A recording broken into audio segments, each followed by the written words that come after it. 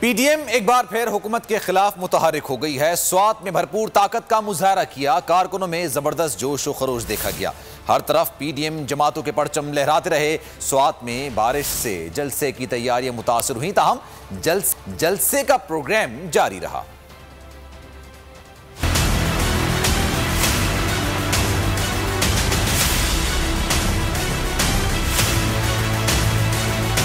PDM एक बार फिर हुकूमत के खिलाफ मुतहर्रिक। सवात के इलाके मैंगोरा में भरपूर ताकत का मुशायरा। पीडीएम कारकुनों की बड़ी तादाद जलसा गाह पहुंची तो तेज हवाओं के साथ बारिश शुरू हो गई। कुछ लोग बारिश में भीगने से बचने के लिए जलसा गाह के बाहर भागे तो कुछ ने जलसा गाह में रखी कुर्सियां अपने सरों पर तान ली।